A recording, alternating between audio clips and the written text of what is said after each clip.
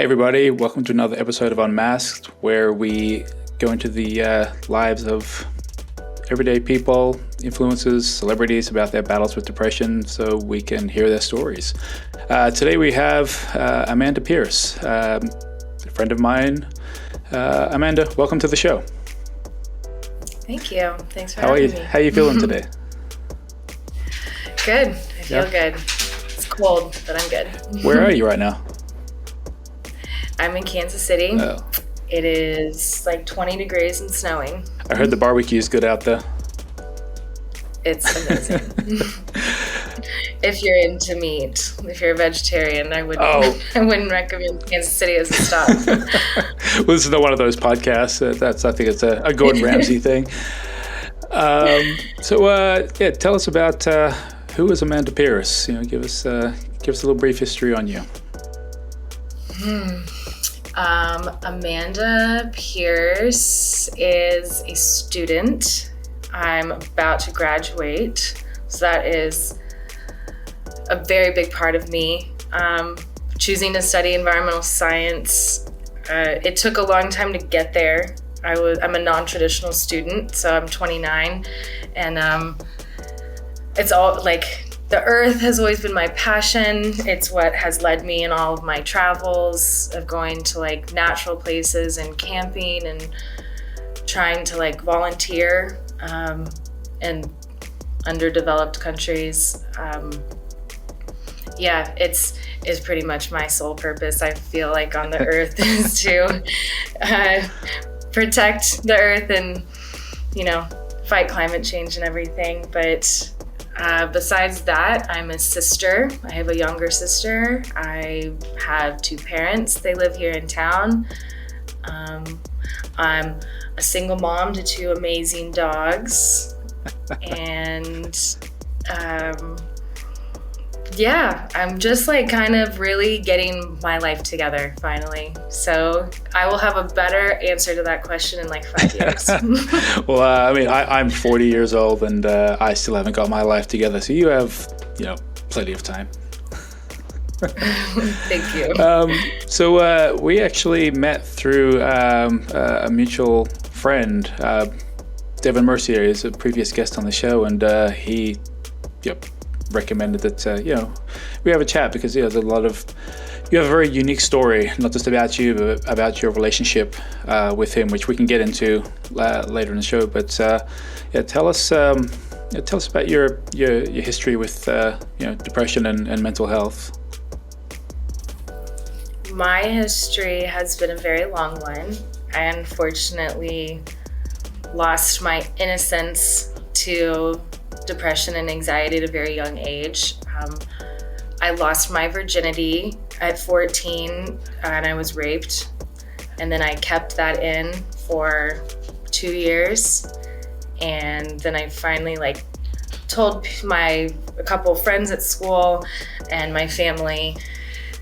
And then less than a year later, it was being published in the underground school newspaper, along with a whole bunch of other secrets from other girls, and high school sucked. I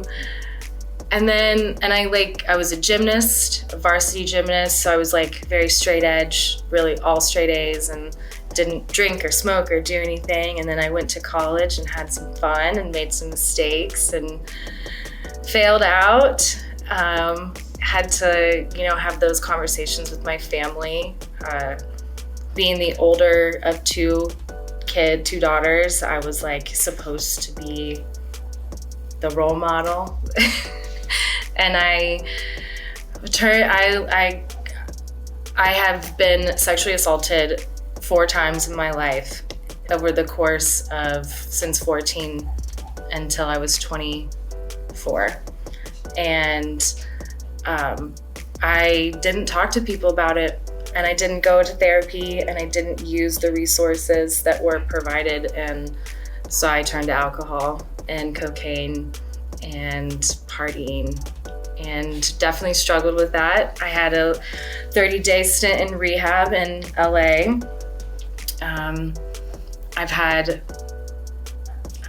I spent the 30-day stint in rehab in LA after I ran away with the love of my life, and then he committed suicide in our bathroom in the hotel in Mexico. That was a pretty traumatic event. And so, and then 2 years later, I was beaten within an inch of my life by an ex-boyfriend, and then he committed suicide the next day. Wow. And like his suicide note was basically like an "I'm sorry and I love you" letter. And almost losing my life really just like snapped me out of this like victim mode I had been in for so long, of just like, I can't do anything for myself. If I try to do something, like somebody's just gonna knock me down and take it away. And it was just so close to death. It was a wake-up call. And but I still drank, and I still smoked, and I still tried to like tell myself that I like am okay, or I'm not an alcoholic anymore, because like I've got a full-time job and I'm making money and I'm doing the steps in life that you're supposed to be doing. And I got a boyfriend, I got engaged, I got married, married Devin. And then, but still it was just like the underlying unhappiness of like not just being mad and like dealing with it. And I'm just now almost 30 days sober again. That's awesome. And yeah, this time it was like not like, oh, I'm gonna do this. I was so busy with life, I just haven't had time to. And then I've been so tired at night, and then I just go to bed. And now almost 30 days sober, I'm just feeling a lot of things that I haven't felt before, and realizing that. And this podcast has just come at such a crazy, perfect time of realizing how long I've been depressed since I was 14. I have no words for what I just heard. That's heartbreaking to say the least. And there is so much to unpack there.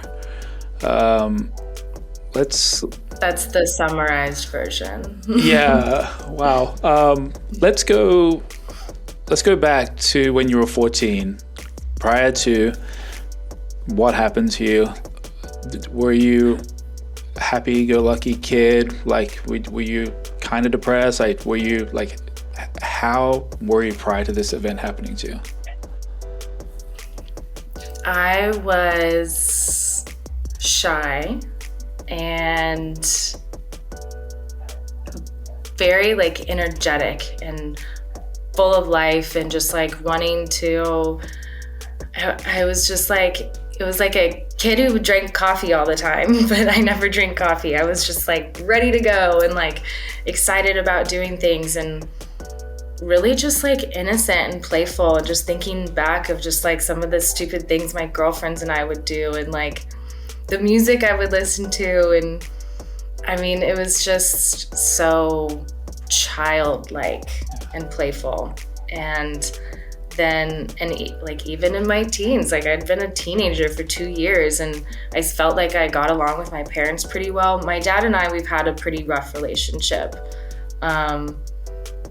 But still I was happy, and like I would go on family vacations, and I had an amazing huge backyard that I would play in all the time, and I was always barefoot and always. As most earth lovers are.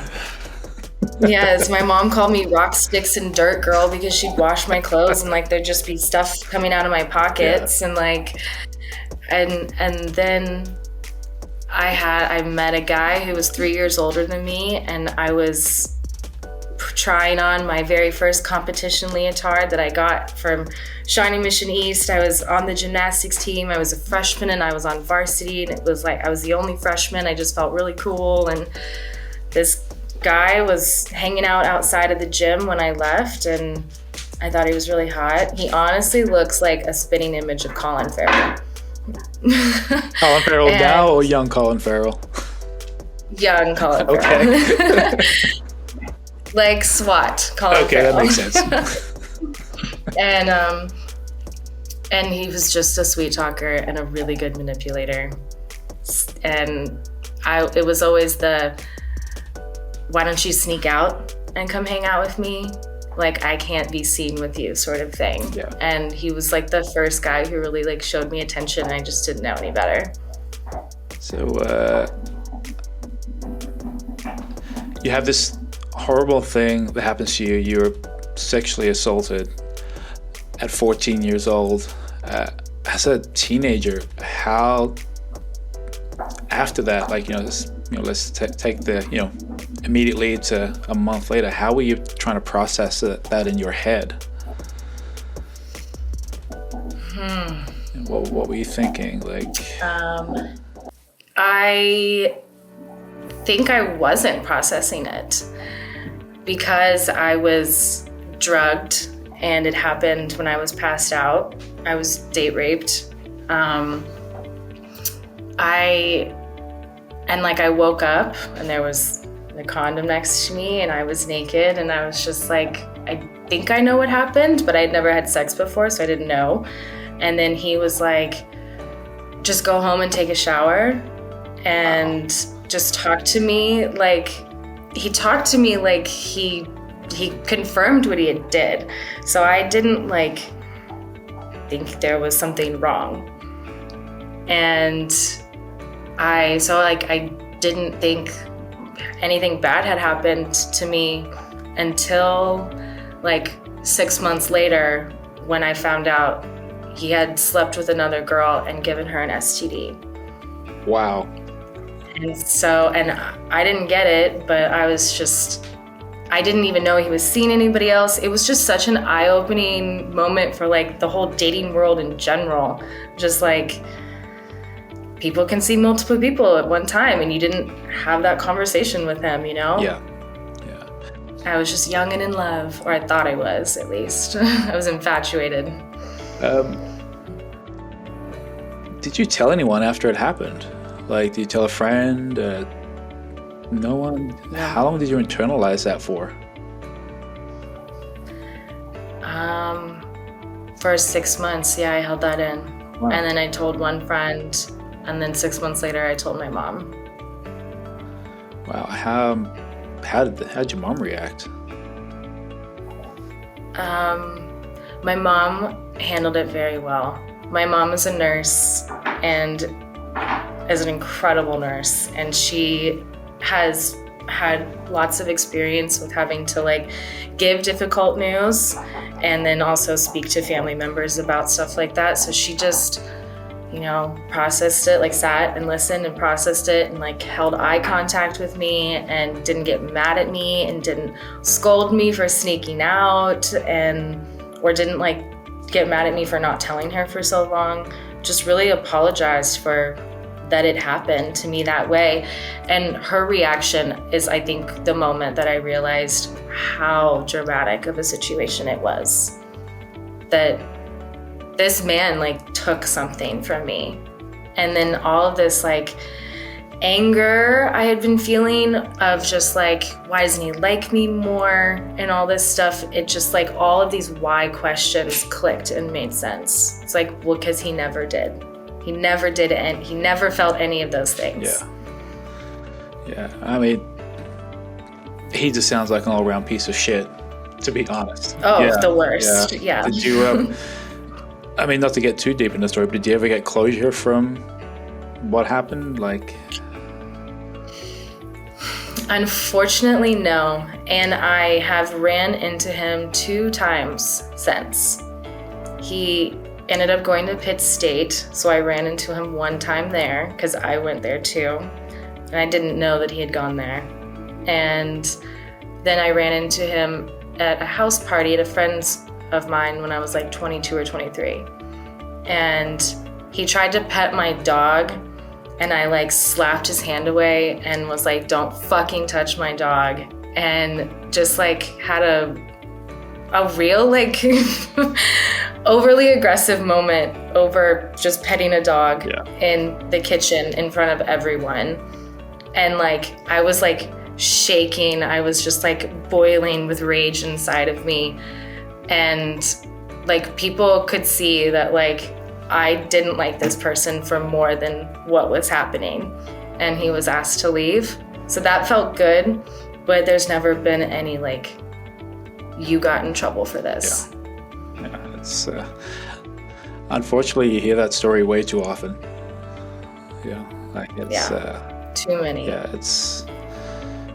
I tried to pursue another one, and the prosecuting attorney called me and said, basically this is a he said, she said case, and even though we have his sheets and your clothes with both of your DNAs all over everything, and like other people corroborating my story, they're like, basically you don't really have a case, and we could go through with this, and there's a 50-50 chance you could win, and if you don't win, then you're gonna have to pay all of your court fees.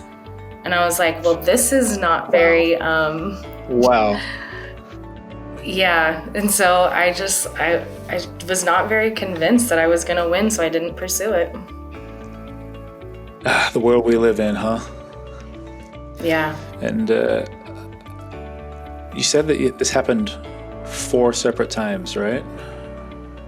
Mm-hmm. I don't even know how you process that one time, let alone 4. Like, how do you internalize something like that? You know, you just accept it and move on. Like, does it change your energy? It changed me. Yeah, I don't think I internalized it. It changed me. It changed my sexual patterns. It changed my sexual behavior. It changed.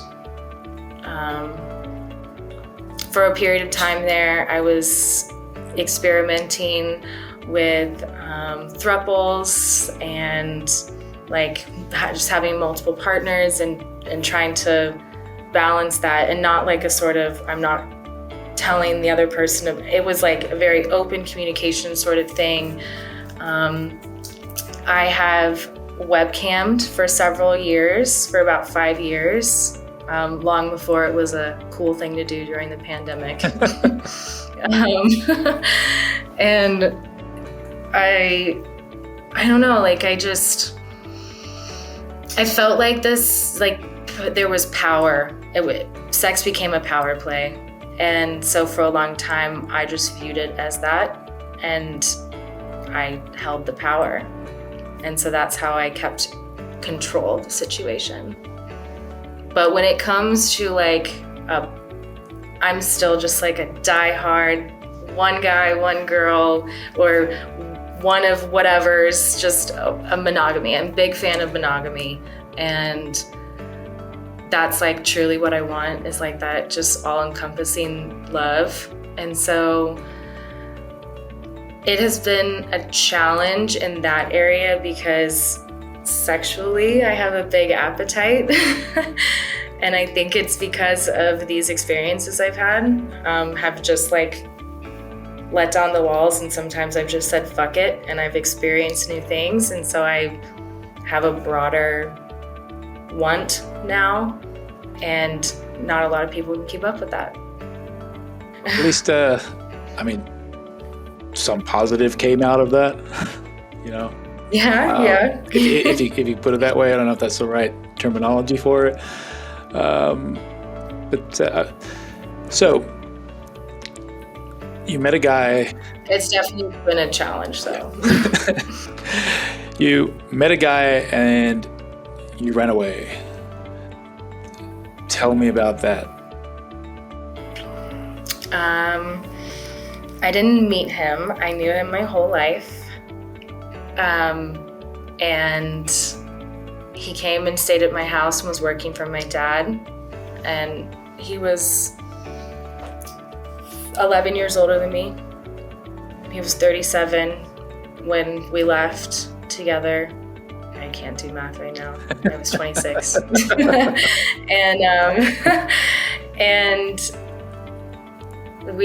he came and he was taking a break from doing his big IRS job. He was an auditor.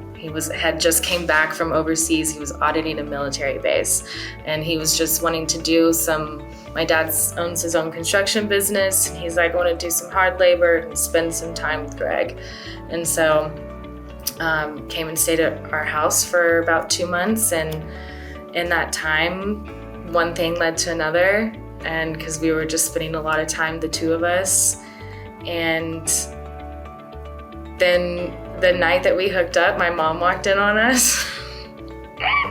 It was so embarrassing.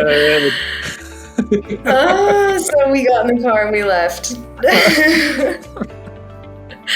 And we drove and drove and drove, and then we're like, hey, let's drive to Gulf Shores, Alabama. And so we drove to the beach and then just kind of stayed around the coast and traveled around for a while and decided to go to Mexico. We lived in Mexico for 2 months on the beach in Mexico, and it was like in Tulum. It was just one of the most incredible experiences of my life.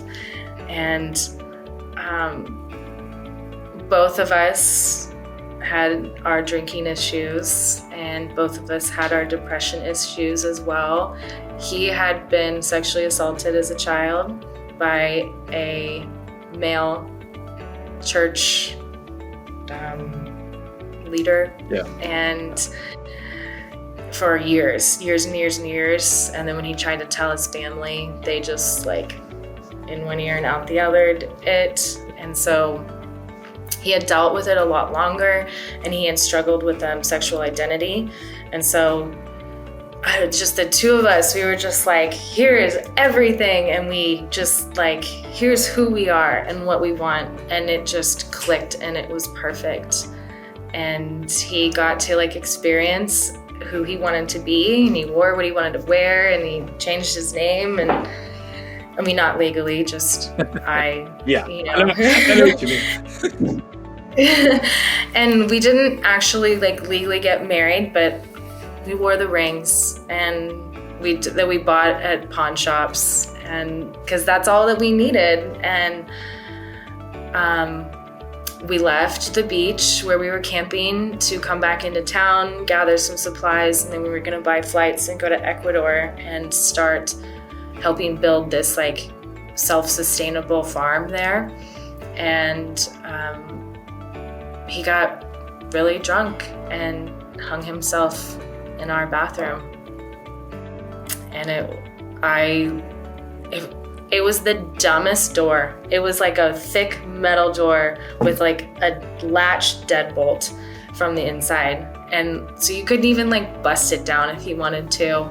I don't even know how I got the door open, but it was like 45 minutes later. I'm like trying to speak the best Spanish I can, trying to get people to come up and help me. And thank God, like somebody did come and help me, and both of us like broke the door down. I tried to give him CPR, but I don't know how long he had been, his lips were already purple. And so the guy who helped me was there from there and spoke fluent Spanish. So he like called the cops and everything. And then I called my parents on FaceTime and just was like, Dan's dead. I don't know what to do. And they just like sprung into action and called the embassy, and like an English speaking person from the embassy came, and I like went catatonic. I like looked over when I was on the phone with my mom, and I like saw his legs out from the bathroom, and I just like, I turned it off. I literally just turned my emotions off like a flip of a switch, and was like, I can't actually process anything that's happening right now. And they're like, where do you want to go? You can go to a hotel tonight, or you can go to a hospital. So I have to plug my computer. And I said, take me to a hospital because I should probably not be alone right now.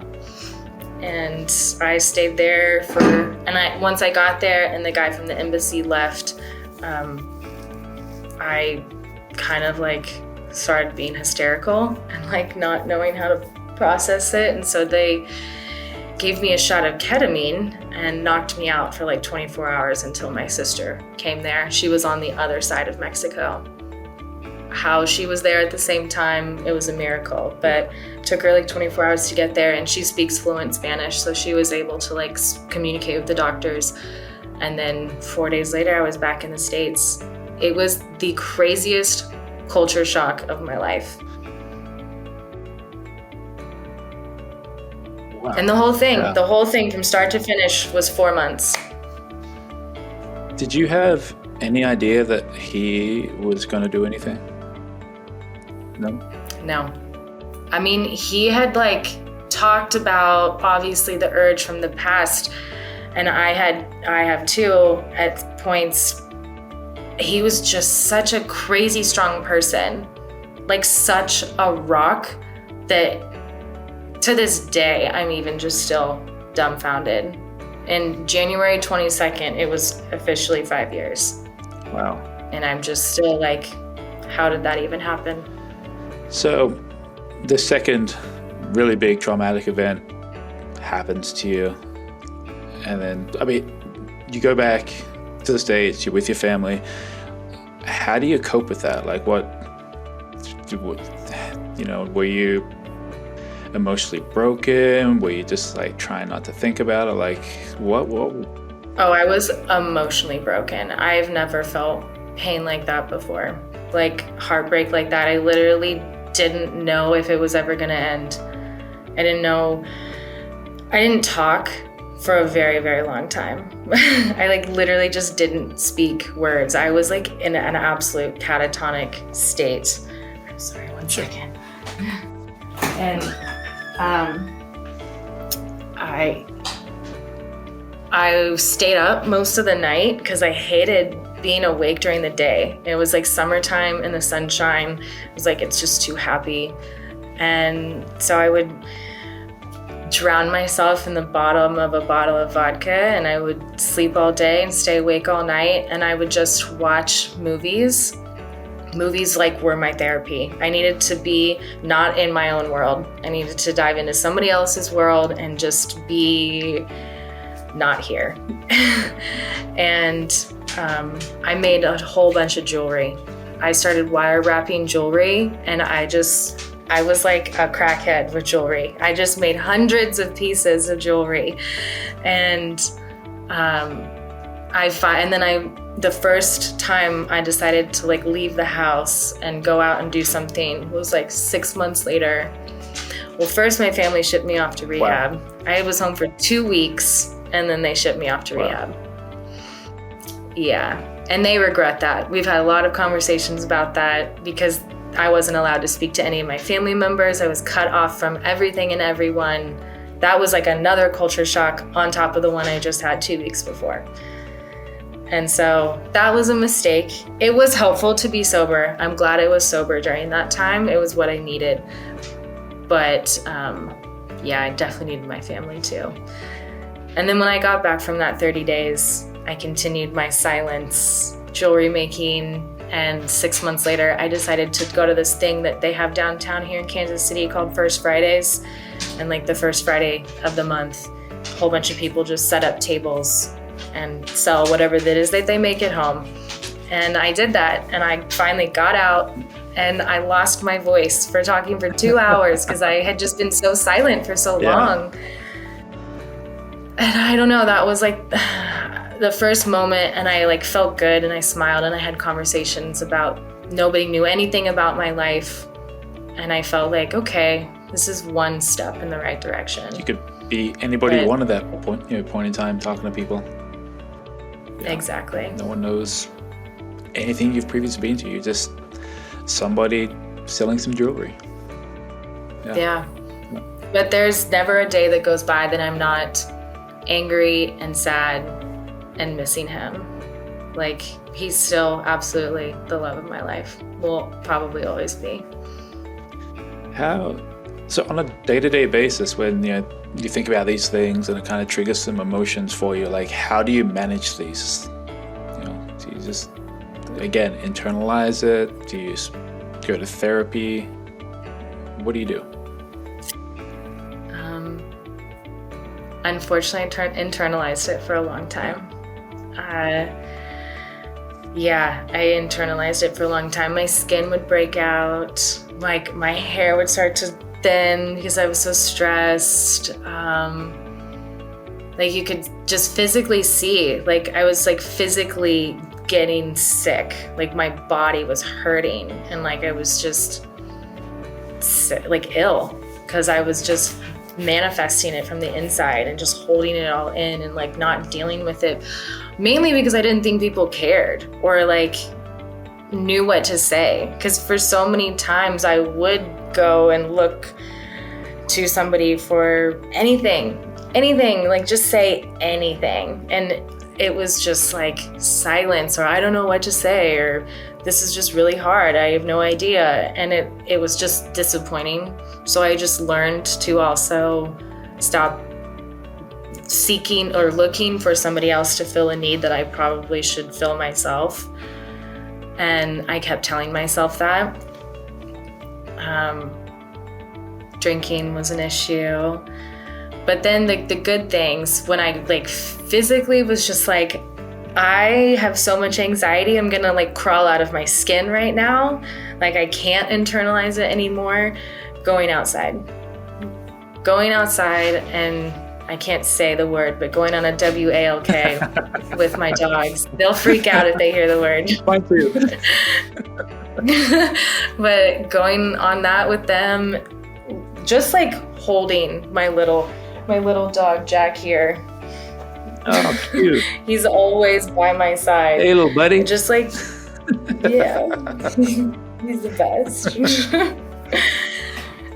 He's a big cuddle bug, and like they're just so in tune with my emotions.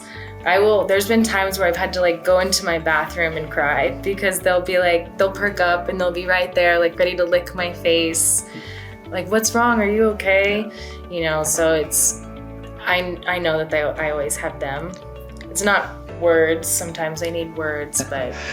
Well, I mean, I think that's kind of an issue we have as a society right now, is when somebody does go through like a traumatic event, we don't know how to talk to people about it. You know, like this is kind of like the stigma that they might not want to talk about it, but it's like you still got to make a step in the right direction. Like, hey, you just gone through some shit. Let's talk about it. Get it off your chest. Like, are you okay? You know, you should just start with that. Yeah. And I actually, there's a TV show and a movie that both do this, where that happens and the person's like, how about you just ask me who they were and what you loved about them, or just tell me about them, you know? Like, it was like when he died, then like everything died. Like, it's just like we don't talk about it anymore. It's like, well, we can talk about good memories. Like, it's not like he's a dead subject, like off, like we can't talk about it ever. And it doesn't always have to be like, what are you sad about? It could be good things too, and like memories or whatever. Like, show me pictures from your trip, and so yeah. I've found that I'm making it a criteria of mine in the friends and the lovers who want to be in my life, of like, if you want that label or to be that close to me and get the benefits of my friendship too, then you got to be able to talk to me about some stuff. Yeah. So that's just a new requirement I've made and started asking for. I think that should be a requirement of all people. It's like, you know, you come into a relationship with a past and, you know, relationships and people that you've come across and memories, and like, you can't just check those at the door when you come in. It's like, hey, I'm starting fresh. It's like, no, this is me, accept me for who I am, you know? Mm-hmm. So no. Right. And that way I don't give too much of myself to somebody else and then I don't get the same back. That's just been the other thing that's depleting on top of fighting depression, is also like, well, I want friends in my life and I felt lost and I don't want to lose more, but like, you're just sucking the life out of me at this point. Like, this friendship is like work. And then you met another guy and he beat you. Mm-hmm. What happened? I re-met him. I went to high school with him. I didn't really ever hang out or talk to him in high school. He was dating a girl that ran with my sister, and like grew up like 5 minutes from me in the middle of Prairie Village, Kansas, and like just was like on paper and based off of his history and everything, like was a good guy. Like literally would have never seen this coming. And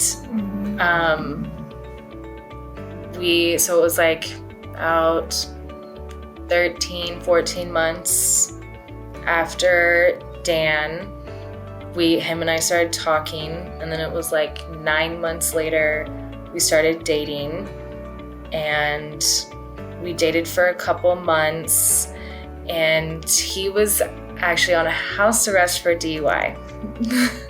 So he had like 2 months left, almost 3 months left, and then he moved in with me because he was always just driving to my house because he had lived with his parents for this. So he had a whole bunch of furniture and stuff and was just like, let me move in. I had plenty of space. So I was like, great. And it was awesome. And for 11 months, it was great. The only red flags that came up were when he had been drinking, he broke things. And like he broke the back porch railing and like slammed a door and like broke a window. And yeah, just like broke things. And it wasn't every time or all the time. There was like 3 specific times I remember in those 11 months. And then we would talk and like within an hour we're fine, you know? It was like just like a stupid misunderstanding. And then he had a big outburst one night and he had hit on my friend who had came over. And it was so weird and out of character. Yeah. And she laughed and I was like, what the hell was that? And he was like, it's because you're flirting with so-and-so. And I was like, no, I'm not. And he had like misunderstood a text and I like let him look at it. And like he saw that he had obviously been wrong.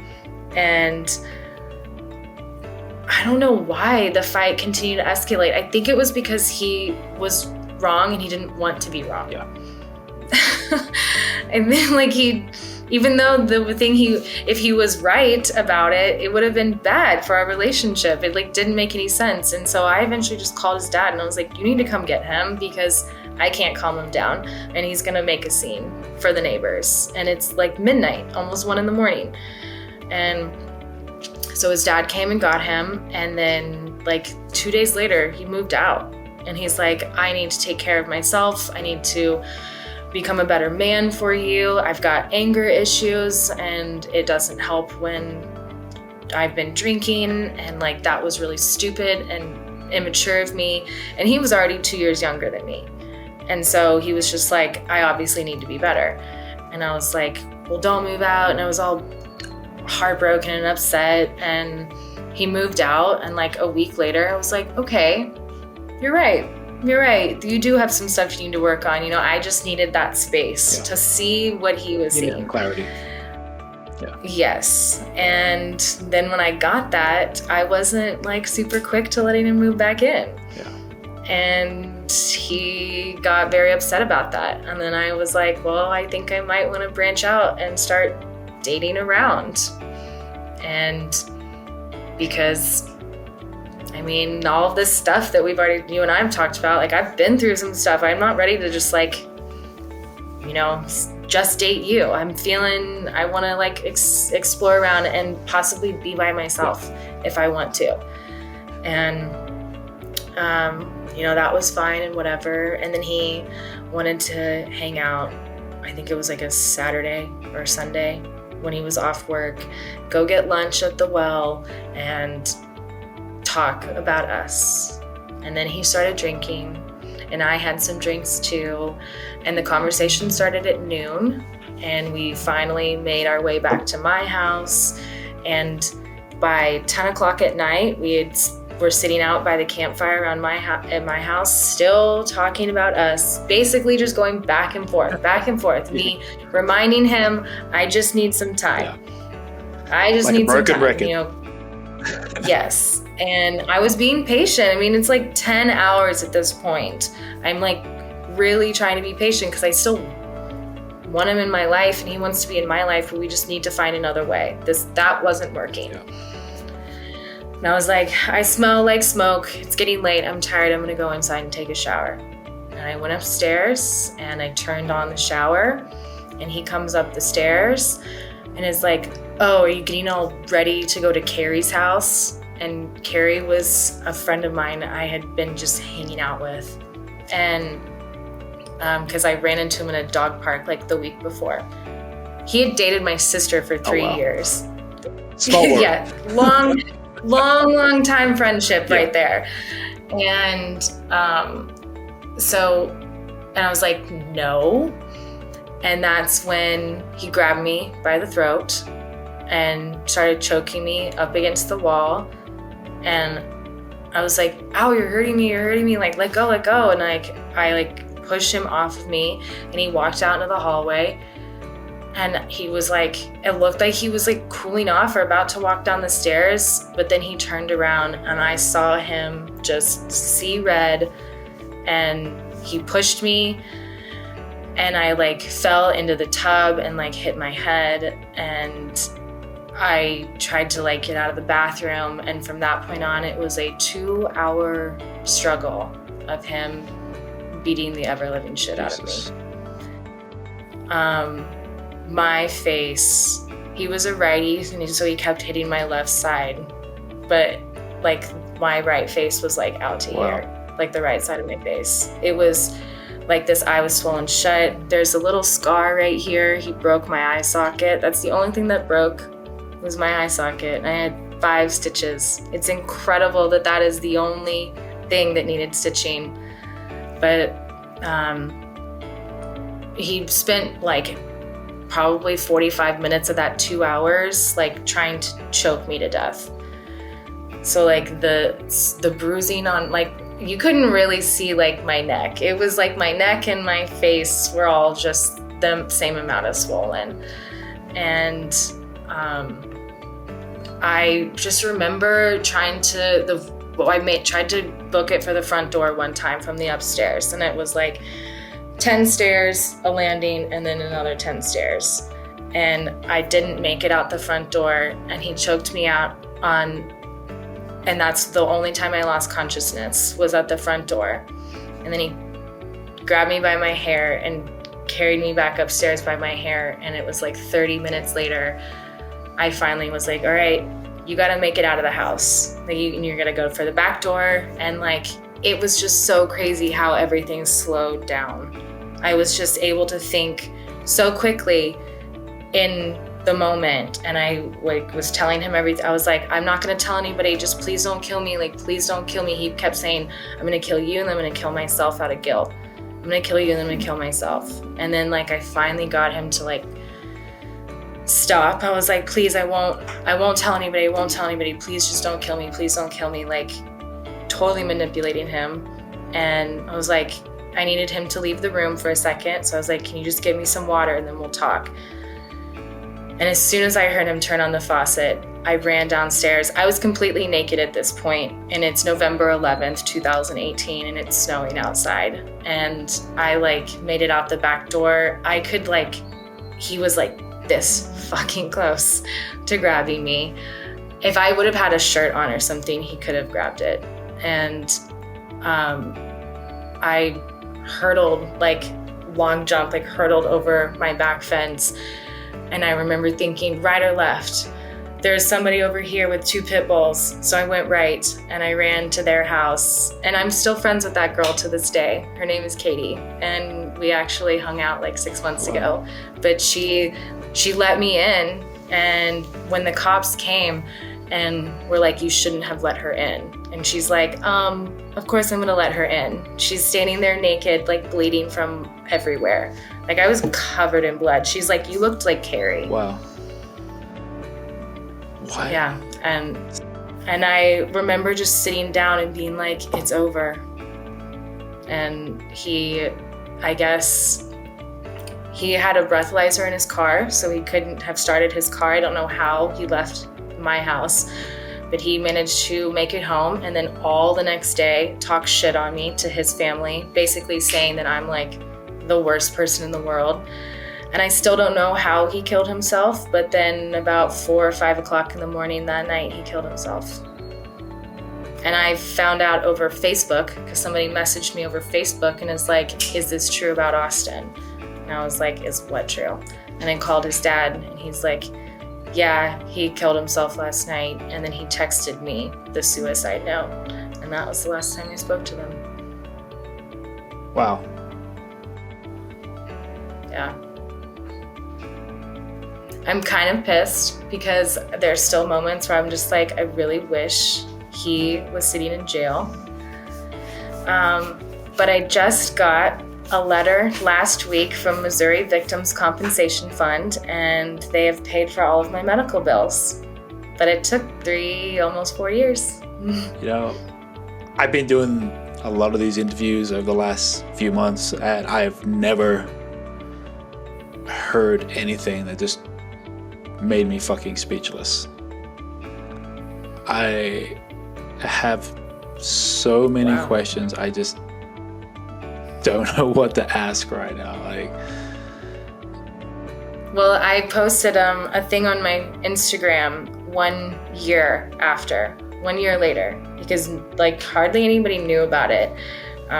His dad is like a incredible art teacher at Rockhurst University here, and like makes 6 figures doing art. He's a very good artist, and it's like several generations deep in his family. And his mom is like some very high up person at Hallmark here on the plaza or at Crown Center. And so very, very affluent white family who definitely tried to bury this. Wow. And they did it successfully, and they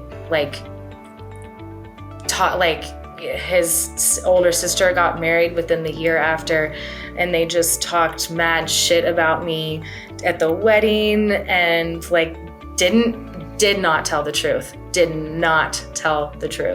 And then I posted very graphic pictures, and I'm surprised they're still on Instagram, but they left them there. And I said the whole story in the caption, and it's still the most liked picture on my page. And people, you look in the comments, people are like, I had no idea, like they did not say any of this. And just, I got a lot of support on the year anniversary. So if you wanted to check out the post, it's there. I'm gonna have to take a look at that when we if we ever finish up here. Wow. Let's go back to when the night you obviously, you got away. He did horrendous things to you. What was that period of time like after, it's over, but then he kills himself? Like, what is going through your head? Like, how did that affect you? Like, that's a lot to take in. I immediately started crying because I felt bad for him. When I found out. I know. I felt bad that he thought that was his only way out. I know that there was plenty of other ways that he could have found redemption that would have been a lot harder, but he could have found it. At this point, I was sad for his little brother. Is like the only person in that family that I feel for. And yeah, I just know how much it sucks and how crappy it is to have somebody in your life just kill themselves. And even though I don't like any of his family or friends, it's still just like, I'm still a person, and I know how much it sucks to lose somebody like that. It's just never good in any situation. But then again, at the same time, I was just so relieved. I was so relieved because I can't imagine like the process of trying to put him in jail and fighting that very wealthy, well-connected family. Even though he did have a record like a mile long, I found out later, that were mostly battery charges, like bar fights and stupid shit. But I can't imagine going through that process, having to see him in person, because the guy who took my virginity, Jared, he's the only person I've ever seen after. Like, I've never had to see any of the abusers, and I couldn't have imagined seeing him again. I was afraid I would have gone through like a battered woman syndrome moment, because I mean, when he would break shit at the house in the fights, I would, stay with him, and then he'd break shit again and I'd stay. So like, I already had some of that, and that was taken away. And the fact that if he was ever to get out of jail, I could have sentenced him. It could have been only 3 years, and then he's sitting in jail for 3 years, coming up with a vendetta for me. Like I was paranoid, so I was glad that he was gone. I was paranoid from his family and his friends for like the first year after, of somebody like coming after me and trying to finish the job. I didn't sleep very much. I was up like at 4 o'clock in the morning, always just like shooting up out of bed, like I'm awake. Nightmares every night. Were you living by yourself at that point? No. Carrie, my friend, he actually just let me move in with him. When I got to Katie's house that night and I sat down, I didn't have a phone, and like I knew my dad's number, but I needed somebody to go get my dogs at the house because I left them behind, which that just killed me. It's amazing what your first thought is when you were in a situation like that, huh? Yeah, and so I was like, Katie, you need to Google Moondrop Circus, and the owner of Moondrop Circus, call that number, because that's one of his businesses, is this circus, local Kansas City circus. And it's like how my brain was working in these ways, in these moments, I'm still impressed with.